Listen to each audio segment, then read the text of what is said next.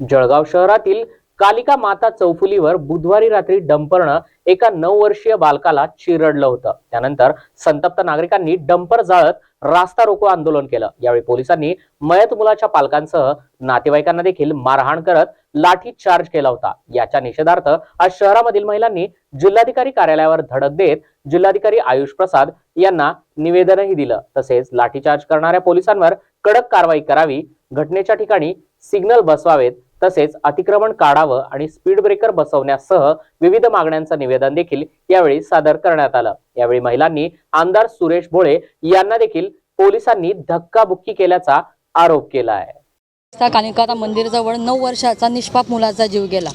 या ठिकाणी डंपरने त्या मुलाचा जीव घेतला।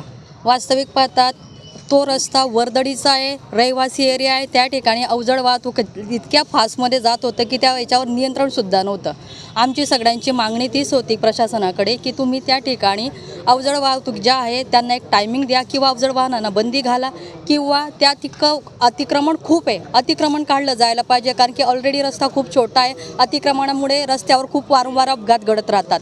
सिग्नल बसायला पाहिजे आणि स्पीड ब्रेकर बसायला पाहिजे, ही आमची मागणी। वारंवार अशा घटना घडायला नाही पाहिजे। त्यामुळे आम्ही प्रशासनाला निवेदन दिले की याच्यावर लवकरात लवकर ॲक्शन घ्यायला पाहिजे आणि जर ही ॲक्शन नाही घेतली गेली तर आमचं सगळ्या महिला वर्गाचं म्हणणं की आम्ही पुढची तयारीला सीएम साहेबांकडे निवेदन देऊ। याचं गेल्या 3 ते 4 दिवसामध्ये या ठिकाणी 3 बळी आतापर्यंत गेलेले आहे, मात्र अद्यापपर्यंत ठोस कुठलीही कारवाई करण्यात आलेली कुठलीच कारवाई करण्यात आली नाही। काल वास्तविक पाहता गेलं त्या ज्या बाळाचा अपघात झालेला होता, जो मृत्युमुखी पडला, त्या वास्तविक पाहायला गेलं तर पोलीस प्रशासनाने सुद्धा त्यांचा आक्रोश खूप होता, तरी त्यांच्यावर लाठीमार करण्यात आला। हे कितपत चुकीचं आहे?